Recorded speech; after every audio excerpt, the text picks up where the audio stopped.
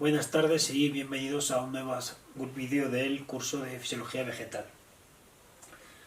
En la sesión de hoy vamos a abordar el tema de los plastos, ¿sí? Los plastos son los orgánulos subcelulares típicos de las células eucariotas vegetales, ¿de acuerdo? No son exclusivos de las plantas vasculares porque hay otro tipo de estructuras similares asociados a otros organismos que son oxigénicos y fotosintéticos, lógicamente, pero que no tienen por qué estar englobados dentro de las plantas vasculares, ¿de acuerdo? Entonces, hoy vamos a anticipar las características de estructura, ultraestructura y función de los cloroplastos para posteriormente comenzar con los pigmentos fotosintéticos y así dar entrada a la bioquímica fotoautotrófica, que es el elemento medular de la fisiología vegetal de plantas vasculares, ¿de acuerdo? Bien. Miren, en esta diapositiva únicamente les quiero mostrar la imagen de este alga, la espirogia, ¿sí? Que es un elemento de análisis adecuado en el laboratorio porque contiene un solo cloroplasto, ¿sí? Desde hace varias décadas, ya bastante, sí, se sabe que el cloroplasto reúne los elementos físico-químicos para la fijación de CO2 a partir de la captación de luz solar, es decir, son los que realizan la fotosíntesis. ¿Por qué es interesante el análisis a través de algas como la espirogira? Porque, como ustedes saben, la cantidad de cloroplastos en una sola célula, ¿sí?, es variable. Entonces, el hecho de que solo tenga un cloroplasto facilita que cualquier modificación o afectación que tenga el cloroplasto presente en la célula de la espirogira tenga directamente una consecuencia en la fisiología.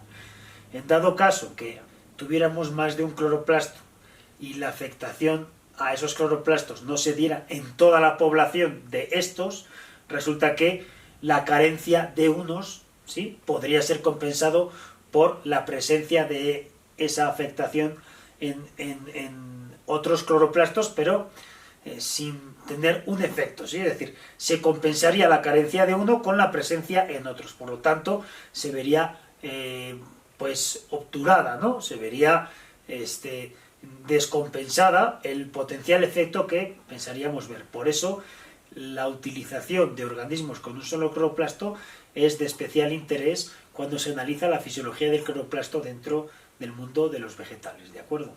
Bien. Bueno, vamos a comenzar entonces con el plasto más relevante dentro de este grupo de orgánulos, que son los cloroplastos, ¿de acuerdo? Bien. En este sentido, lo que podemos decir a simple vista es que es un orgánulo prevalentemente membranoso, ¿de acuerdo?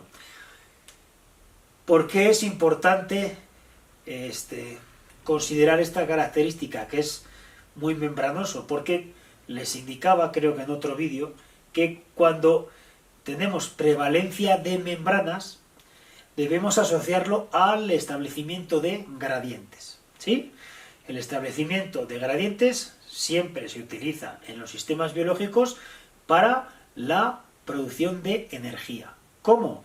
Mediante la disipación por equilibrio termodinámico, ¿de acuerdo? La fisiología de la planta se articula también morfológicamente para la constitución del gradiente, y mientras se produce la disipación por equilibrio termodinámico, se aprovecha para la producción de energía, para la síntesis de ATP, que acuérdense es el dinero energético, ¿de acuerdo? Entonces, tanto en cloroplastos como en mitocondrias, que son suborgánulos donde hay prevalencia de membranas, deben considerar la presencia de gradientes, el establecimiento de gradientes y, por consecuencia, la generación de energía química, ¿de acuerdo? Bien, vamos entonces a ver que el cloroplasto se caracteriza por ser un orgánulo que tiene una doble membrana, ¿sí? Tiene una doble envoltura, por lo tanto tendrá una membrana plastidial externa y una membrana plastidial interna, ¿sí? Más adelante comentaremos algún detalle en este sentido. Adicionalmente, en la matriz del cloroplasto encontramos otro tipo de subestructuras que se denominan tilacoides, que también son estructuras membranosas. ¿De acuerdo? Bueno, un elemento interesante. En este sentido, al interior de los tilacoides, ¿sí?, también es interesante hablar de un elemento que se denomina espacio intertilacoidal, es decir, ¿qué hay al interior de las membranas? ¿Sí? Si podemos establecer un silogismo con el otro orgánulo membranoso, que es la mitocondria, veíamos que entre la membrana mitocondrial externa y la membrana mitocondrial interna, donde se encuentran las crestas mitocondriales, había un espacio intermembrana. En este espacio intermembrana se acumulaba un gradiente de protones. ¿De acuerdo? Bien. Este espacio intermembrana, que era fundamental para la producción de energía en mitocondrias, puede asimilarse al espacio intertilacoidal. ¿Por qué? Porque es exactamente el tipo de cavidad que se va a utilizar para la generación de un tipo de gradiente que veremos más adelante cuando abordemos el tema de la fotosíntesis. ¿De acuerdo? Pero esto es interesante que lo contemplen. Desde el punto de vista periférico, membrana plastidial externa, membrana plastidial interna. Dentro de la matriz del cloroplasto tenemos otro tipo de sistemas membranosos, ¿sí?, que se denominan tilacoides. Y veremos que hay dos tipos de tilacoides en función de cómo es su morfología, ¿de acuerdo? Pero lo veremos un poquito más adelante. Bien. Otro elemento que debemos considerar es que en la matriz plastidial, en el estroma plastidial, también encontramos otro tipo de elementos. Por ejemplo, lo que se denomina plastoglóbulos, ¿sí?, que no son ni más ni menos que pequeñas estructuras, ¿sí?, que básicamente están constituidas por diferentes sustancias de naturaleza orgánica que tienen que ver sobre todo con la reserva que se genera como consecuencia del metabolismo plastidial, ¿sí? Muchas veces acumulan almidón. El almidón es el producto ni más ni menos de la actividad fotosintética en su fase de fijación de carbono, pero eso lo veremos más adelante. ¿Qué otro tipo de elementos encontramos en el estroma plastidial? La presencia de ribosomas, ¿sí? Hay plastoribosomas. Para las mitocondrias hablábamos de mitorribosomas, para los cloroplastos hablamos de plastoribosomas, que como pueden imaginar, su estructura y su masa se asemejan más a las de procariotas que a las de eucariotas, ¿sí? ¿Qué otro elemento también encontramos? Pues como ustedes saben, también las mitocondrias, como los cloroplastos, contienen DNA en el interior, ¿sí? Es un DNA también circular, covalentemente cerrado, que se pudiera asimilar desde un punto de vista topológico más al de bacterias, ¿de acuerdo? Entonces es un DNA bicatenario y circular. Pero es interesante, aunque luego lo analizaremos, que tanto la información genética que contiene el cloroplasto como la mitocondria no son completamente autónomos. Hay una interrelación de señales que provienen de la información contenida en el núcleo y que interaccionan con la información contenida en el DNA, tanto de mitocondrias como de cloroplastos, de tal manera que finalmente la regulación de la expresión y la respuesta fisiológica global de la célula que se manifiesta en cloroplastos y mitocondrias está directamente condicionada por el núcleo celular, ¿de acuerdo? Entonces, esto es interesante. Bueno, vamos a continuar con algunos detalles de estructura y función, ¿sí? En la siguiente diapositiva lo que les muestro es pues una ilustración que representa de forma muy esquemática la localización primordial o fundamental de estos suborgánulos en los tejidos vegetales, ¿sí? En este sentido, ¿qué es lo que estamos viendo? Estamos viendo el corte de una hoja, en este caso de una hoja de un planifolio, y particularmente estamos identificando esta zona del tejido foliar que es el parénquima en empalizada, es decir, aquella parte de la hoja que está expuesta directamente a la luz. En aquellas partes de la planta que están más expuestas a la luz, desde el punto de vista cuantitativo, tendrán mayor cantidad de cloroplastos, ¿sí? Bien, En este sentido podemos identificar cada uno de estos puntos como uno de los cloroplastos. Acuérdese que se disponen periféricamente alrededor de la gran vacuola central, y en este caso lo que podemos ver pues es la clásica imagen de un cloroplasto con, insisto, esta característica de prevalencia de membranas, y en la parte más hacia la derecha de la diapositiva lo que podemos ver es una ampliación de estos sáculos, de estas estructuras que llamamos tilacoides. Particularmente esos que vemos ahí son tilacoides de los granas, ¿sí? Son sáculos de menor tamaño y apilados unos sobre otros. Si se dan cuenta, en la ilustración aparece seccionado el sáculo de tal manera que podamos visualizar el espacio intertilacoidal, ¿sí? Que es un elemento fundamental en el proceso de generación de energía, puesto que es parte necesaria para la generación de los gradientes, ¿sí? Bien. Entonces, vamos a continuar con los detalles sobre estructura y localización. Bien. Nuevamente les insisto, estos orgánulos se sitúan en las partes expuestas a la luz, pero eso no significa que estén circunscritos, ¿sí?, a su localización en hojas, en tejidos foliares. Toda aquella parte de la planta que esté expuesta a la luz es susceptible de contener cloroplastos, lógicamente en función de otras particularidades morfofisiológicas. ¿De acuerdo?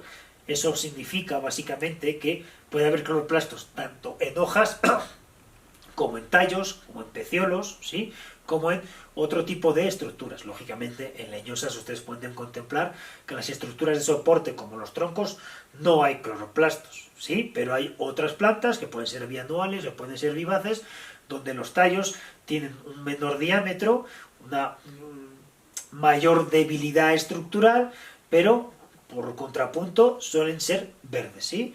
La presencia de color verde en las estructuras vegetales es indicativo de la presencia de cloroplastos, ¿de acuerdo? Entonces esto es interesante. Bueno, les insisto, ¿sí?, que los cloroplastos se distribuyen periféricamente alrededor de la gran vacuola central. Al principio del curso les comentaba que la gran vacuola central funge un papel fundamental en el elemento de capta las sustancias de la fotosíntesis que provienen de la fijación de carbono. Las puede internalizar y luego eventualmente las puede redirigir a otra parte del organismo. Por otra parte, cuando los cloroplastos requieren algún metabolito secundario, también son susceptibles de recibirlos. ¿Y dónde van a estar acumulados? También en la gran vacuola central, ¿sí?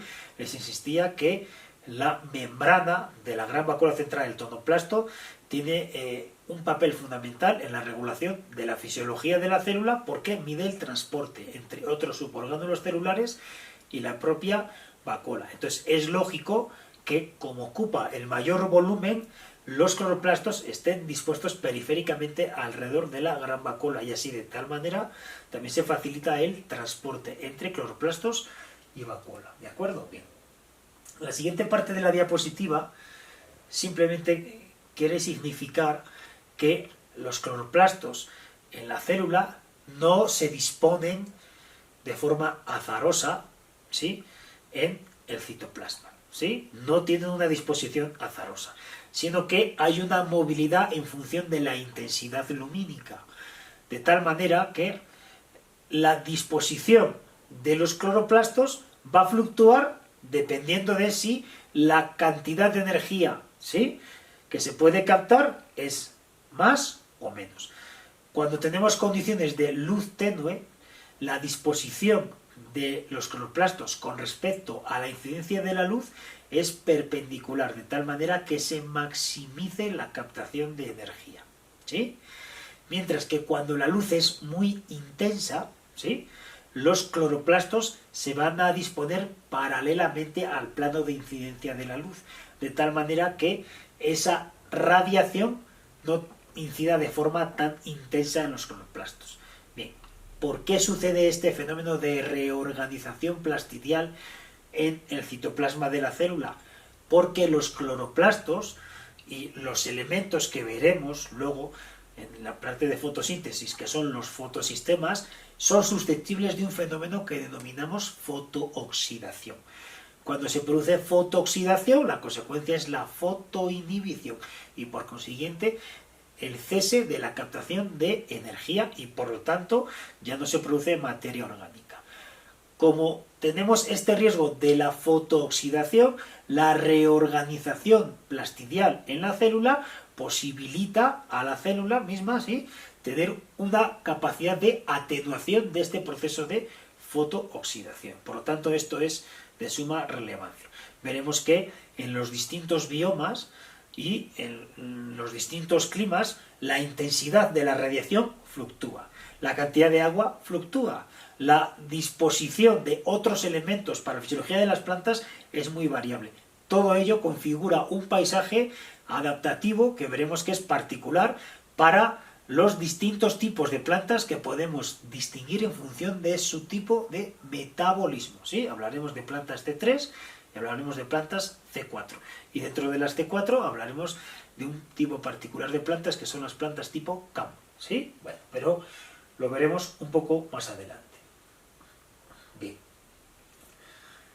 En cuanto a estructura, bueno, les insisto que son orgánulos que son fundamentalmente membranosos. Bien, ¿qué podemos decir?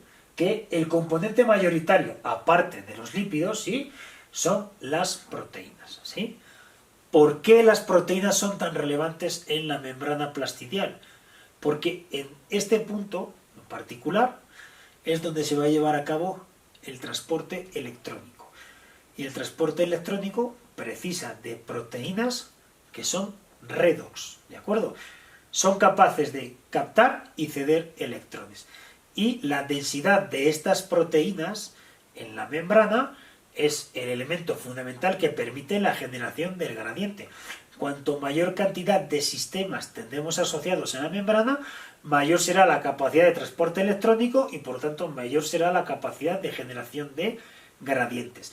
Y adicionalmente también tenemos otro elemento particular dentro de las proteínas que son los sistemas ATP sintasas. En función de la cantidad de sistemas ATP sintasas, también tenemos la posibilidad de entender la producción de ATP en los vegetales, ¿sí? Por lo tanto, la presencia de proteínas es fundamental. Que necesitamos contemplar también que en el estroma del cloroplasto, no asociado a la membrana, sino ya, digamos, como en el citoplasma plastidial, ¿sí?, tenemos mucha cantidad de proteína rubisco, ¿sí? Rubisco la veremos más adelante, pero es la enzima básicamente encargada de la fijación de carbono atmosférico y por lo tanto es aquel sistema enzimático que posibilita la fijación de este gas para la incorporación de biomasa a los sistemas vivos, ¿sí? Esto es muy, muy importante. Bien.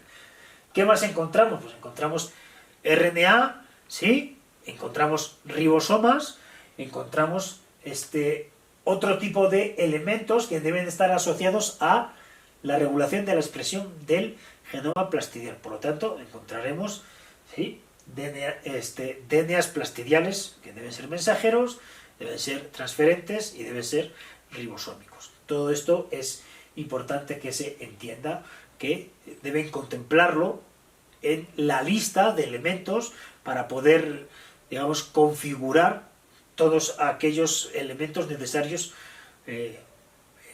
sobre la composición de los cloroplastos, ¿sí? Bien.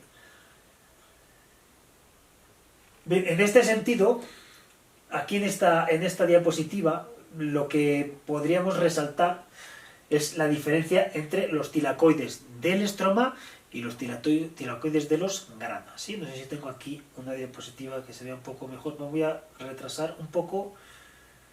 Fíjense, quizá en esta lámina podemos verlo un poco más. Al interior del cloroplasto podemos distinguir una serie de sacos aplanados, pero que se distinguen unos de otros por el tamaño. Hay unos que son de menor longitud y están apilados unos sobre otros.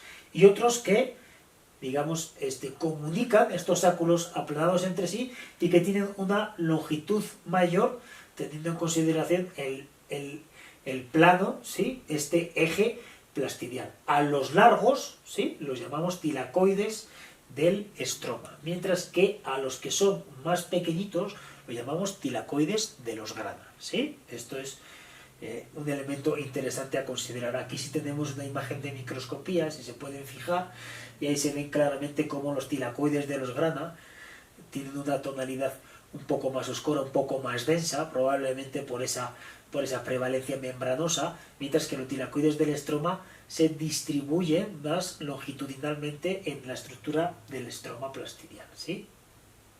Bien. Bueno, un elemento interesante en cuanto a las membranas externas. La membrana plastidial externa es más permeable que la membrana plastidial interna. A nivel de estas dos membranas, entre la externa y la interna, es donde se producen los ácidos grasos requeridos por la fisiología del cloroplasto, ¿sí?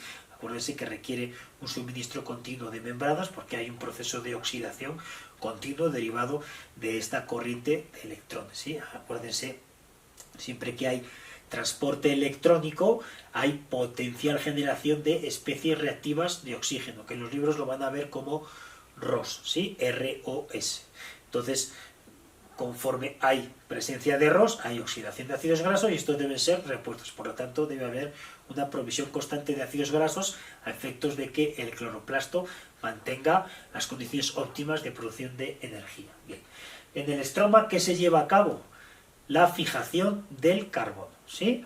En el estroma se lleva a cabo lo que llamaremos más adelante el ciclo de Calvin-Benson, por el cual, a partir de la energía producida en una parte de la fotosíntesis, la planta es capaz de fijar el carbono atmosférico y la formación del carbono atmosférico deriva en la generación de moléculas de glucosa, es decir, se transita de una forma inorgánica de materia, como es el CO2, a una forma orgánica de materia, como es la glucosa, ¿sí? Bien. Y finalmente, en los tilacoides, lo que se lleva a cabo es otra parte de la fotosíntesis, que es básicamente la fase luminosa. Que podemos resumirla como aquella parte de la fotosíntesis en la cual se produce energía, ¿sí? Bien. Bueno, aquí tenemos una frase que me gustaría comentar, aunque ya la he dejado entrever un poquito antes. Dice que la simetría o heterogeneidad de la membrana del cloroplasto se debe a la distribución diferencial. Bien. Debe haber una distribución diferencial de estos grupos de proteínas precisamente para posibilitar la generación de gradientes de protones, ¿sí? Lo veremos más adelante en el tema de la fotosíntesis y lo van a entender. En esta diapositiva solo les voy a mostrar aquellos grupos de proteínas que vamos a ver más adelante en el tema de fotosíntesis. Los complejos ATP sintasas encargados de la síntesis de ATP, complejos fotosistema 1 y fotosistema 2, que tiene que ver con la captación de electrones y la consiguiente transporte a otras zonas de la cadena de transporte en la membrana tilacoidal. Y este otro grupo de proteínas que son los citocromos, ¿sí? Los citocromos que también tienen un papel fundamental, ¿de acuerdo? Bien. Bueno, hasta aquí hemos visto estructura y función y ahora lo que vamos a ver es parte del desarrollo ontogenético del cloroplasto. Entonces vamos a analizar aquellos procesos citológicos que permiten explicar cuál es el origen de los plastos, ¿sí? Y cuál es el destino final y por consiguiente la diferenciación que se produce a partir de estos plastos. En este sentido decimos que los cloroplastos maduros se diferencian a partir de proplastidios. El término proplastidio es el que se da al plasto que es completamente inmaduro, que se genera a nivel de meristemo, ¿sí? Ahí son los plastos más indiferenciados y conforme empiezan a recibir determinados estímulos, entonces empiezan a diferenciarse en función de cuál es la fase del ciclo vegetal, en función de si reciben luz, en función de otro tipo de elementos, ¿de acuerdo? Bien. Vamos a dejar aquí este vídeo y en el siguiente vídeo continuaré con la parte del origen de los cloroplastos.